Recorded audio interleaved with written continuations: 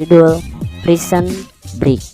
Film ini mendapatkan rating yang cukup tinggi di IMDb, yaitu sebesar 8,9. Tanpa basa-basi lagi, langsung saja berambut skinhead yang sedang ditato pada anggota badannya. Pria ini bernama Michael Scofield, seorang yang luar biasa jenius dengan ide-ide gilanya. Pria ini merupakan tokoh utama dalam film ini. Nah, tato inilah yang menjadi kunci dalam film Prison Break. Nanti akan menjelaskan untuk apa tato tersebut. Adegan dilanjutkan dengan Scofield yang sedang membereskan dan membuang seluruh arsip dan data-data di sebuah apartemen. Data apakah itu? Nanti akan terjawab. Keesokan harinya, tibalah hari yang ditunggu. Scofield ternyata melakukan aksi perampokan sebuah bank. Tapi anehnya, saat polisi datang, ia menyerah begitu saja tanpa ada perlawanan. Seolah-olah ia memang dengan sengaja ingin ditangkap oleh polisi sedari awal. Di persidangan, hakim nampak bingung dengan terdakwa karena jarang ada terdakwa yang berbicara dengan jujur apa adanya dan mengaku bersalah. Dan pengacaranya pun dibuat bingung dengan apa yang dikatakan oleh Scofield. Pengacara tersebut bernama Veronica, yang sekaligus adalah mantan pacar dari kakaknya Scofield.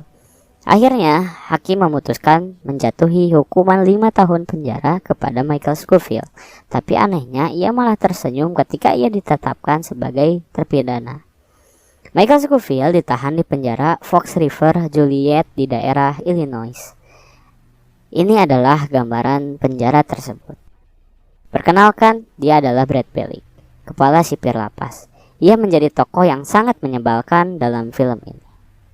Nah, di sel inilah Scofield ditahan, ditemani oleh teman satu selnya yang bernama Fernando Sucre. Isi dari penjara ini cukup barbar juga. Perlu mental yang kuat untuk bertahan hidup di penjara ini. Man killed the vice president's brother. In a month he's getting the chair, which means no one up this river is more dangerous than him. You want to see Burrow so bad anyhow? Because he's my brother. Dan akhirnya kita diberitahu untuk apa Michael Scofield sengaja menjebloskan dirinya sendiri ke penjara.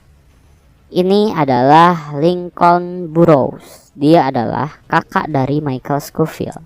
Dia adalah terpidana hukuman mati yang akan dieksekusi 1 bulan lagi karena ia telah membunuh kakak dari wakil presiden. Bayangin tuh, kakaknya wakil presiden dibunuh sama dia. Ngeri nggak tuh? Jadi maksud dari Michael Scofield merampok bank adalah karena ia dengan sengaja ingin masuk ke dalam penjara guna membebaskan kakaknya dengan cara membawa kabur kakaknya melarikan diri dari penjara. Karena ia yakin bahwa kakaknya tidak melakukan pembunuhan tersebut dan ia hanya dijebak dan difitnah. Scene berubah di klinik dalam penjara. Perkenalkan, ini adalah Dr. Sarah Trent Kenny, seorang dokter yang menangani orang-orang sakit dalam penjara. Ia juga merupakan anak dari seorang gubernur. Di sini, Scofield mengeluarkan gombalan-gombalan untuk memikat hati si dokter. Lalu saat dokter Sarah keluar, Michael Scofield menaruh kertas origami di celah lubang pembuangan air. Untuk apa? Nanti juga paham. Scene berganti, Burrow terkaget ketika melihat sosok adiknya berada di dalam penjara yang sama dengan dirinya. Dan Michael Scofield di situ menjelaskan maksud dan tujuannya.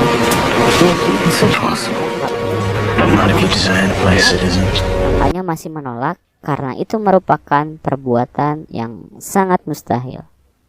Jadi, arsip-arsip dan data-data di awal film tadi adalah strategi-strategi untuk kabur dari penjara yang telah dipersiapkan dengan matang oleh Scofield.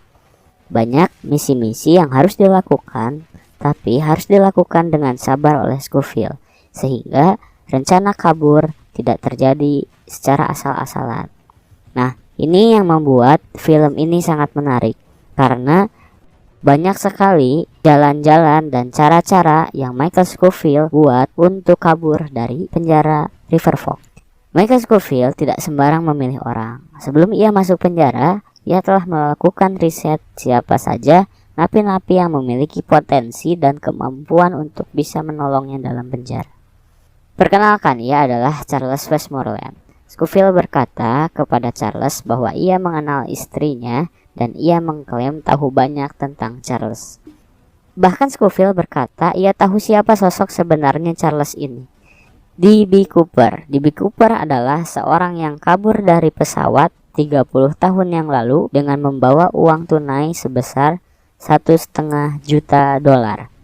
Tapi Charles mengelak bahwa dirinya bukanlah D.B. Cooper. Suatu siang, Scofield dipanggil oleh kepala penjara Pope. Kepala penjara mempertanyakan untuk apa seorang pintar lulusan sarjana arsitek berada di tempat ini. Masa iya sih seorang arsitek harus rela merampok bank karena ia tidak memiliki uang? Karena kepala penjara tahu hal itu, maka ia ingin mengambil keuntungan pribadi dengan meminta sang arsitek Michael Scofield membantu menyelesaikan maket Taj Mahal untuk hadiah ulang tahun istrinya. Namun, Scofield menolak. Lanjut, Veronica datang untuk menjenguk Scofield. Ia kini tahu maksud dan tujuan Scofield masuk ke penjara. Dan di sini Scofield meyakinkan Veronica untuk menelusuri bukti pembunuhan kakak wakil presiden. Karena Scofield yakin bukti ini telah dimanipulasi oleh seseorang yang sangat jahat. Scene berganti. Perkenalkan, dia adalah John Abruzzi.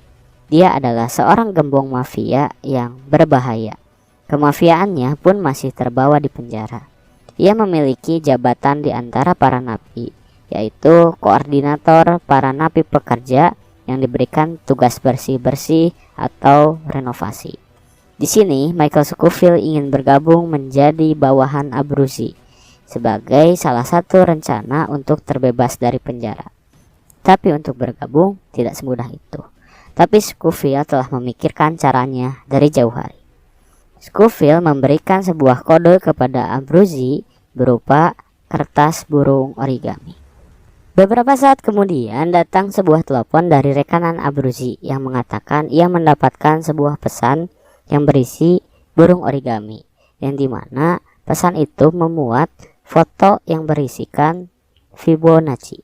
Fibonacci adalah orang yang selama ini menjadi incaran dari geng mafianya Abruzzi.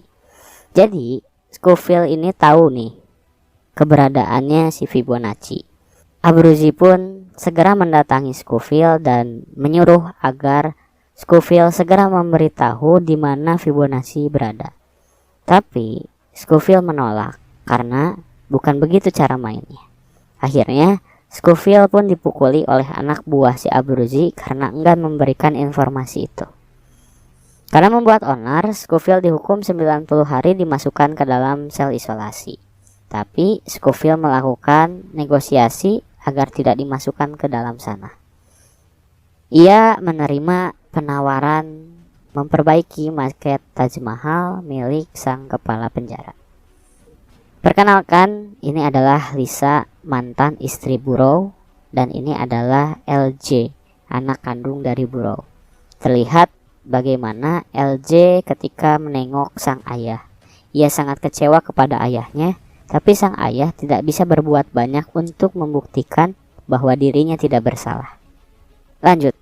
Scofield berobat kepada dokter Sarah yang meminta agar disuntik insulin karena ia mengaku memiliki riwayat diabetes. Dokter berkata, aku tidak akan memberikan insulin kepada orang yang tidak mengidap penyakit diabetes. Ia akan melakukan tes terlebih dahulu kepada Scofield. Jadi perlu diketahui, orang yang diabetes tipe 1 tidak dapat menghasilkan hormon insulinnya sendiri, sehingga ia perlu untuk disuntik insulin.